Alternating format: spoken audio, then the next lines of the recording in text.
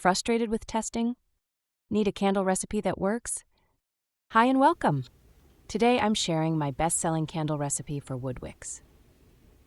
If you're new here, I'm Kimberly Patterson, candle artist and founder of TGG, Two Girly Girls Candle Design. I specialize in sublimated and engraved candles, and I love helping other makers create candles that look amazing and burn beautifully. Whether you're just getting started or knee-deep in the testing phase, there's one thing you should know about candle making. The testing process takes time, and I mean a lot of time. For me, it took a full 12 months of testing different waxes, wicks, and vessels to find the perfect combination that worked. But trust me, once you get it right, it's so worth it. As we go through this recipe, I'll explain why I chose each of the supplies I use, what worked, what didn't, and how it all came together for a clean, consistent burn. This video is specifically for wood wick candles, but if you're curious about my cotton wick formula, I've got a separate video just for that, so be sure to check it out. All right, let's dive in. The very first thing you should decide on is the candle vessel you're going to use.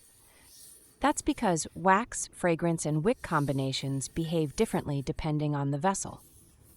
I chose Makesy vessels because I loved the look, sleek and sophisticated. Plus, they offer free shipping, run lots of sales, and the jars work beautifully with both sublimation and engraving. Of course, when I was starting out, I had no idea I'd end up sublimating or engraving my candles, but the great thing is I never had to switch vessels once I leveled up my candle game. That was a huge relief. Wood wicks. I have tested every wood wick from Makesy, ultimate wicks in every size, crackling booster wicks, whisper wicks, non-booster wicks, word wicks. And the only wick that was consistent with a beautiful burn was the spiral wick. The spiral wick works in both my 8-ounce and 14-ounce candles, which was a real surprise to me. It looks like a tube and comes with a circle wick holder. I use Norden Candle Supply for my wick centering tools and holder. You might be asking why I need to do this with a wood wick. Because it is very easy to get it just a little off center, and that will throw off your perfect burn. I don't take any chances. I also use the wick holder after, for the same reason. It can shift a little after pouring the wax, and I want to make sure it stays perfectly centered. For apricot cocoa creme wax, this wick gives me the best result, regardless of what fragrance I use, and I have tested over 60 fragrances. I use 1 ounce of fragrance in my candle recipe, but it is okay if it goes a little over. My wax has a 12% fragrance load, but I find between 7 and 8% smells amazing. This fragrance is Black Cherry Merlot from Candle Science. It is a bestseller. I also use fragrances from Flaming Candle, Black Tie Barn, and Sensory.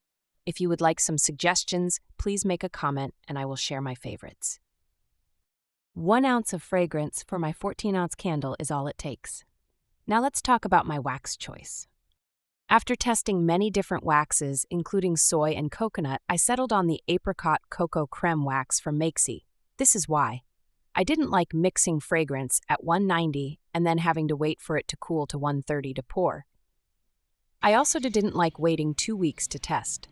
I choose this wax because it always has smooth tops. I pour right after I mix the fragrance, no waiting. It cures in 72 hours and has a great cold and hot throw. Sometimes I see candle makers in the testing process complain that their scent does not smell. It's probably not the fragrance, it might be the wax. I also like free shipping on this wax, and I usually get it at 20% off during a sale. Now let's make a candle. Heat wax to 190 degrees. Measure fragrance. Add wax to beaker up to 400 grams, which is equivalent to 14 ounces. Stir for 2 minutes. Pour immediately. Let cure for 72 hours, and we have a beautiful candle with a smooth top, smells amazing, and burns beautifully. Screenshot the recipe, and you are all set. Please put any questions you have in comments. I respond to everyone, and I'm happy to share my recipe secrets. You can see this beautiful, smooth top. We don't have to ever use a heat gun with the apricot coconut wax, and it cured in just 3 days. This cherry Merlot smells wonderful. Want to know what to watch next? Check out our cotton wick recipe video.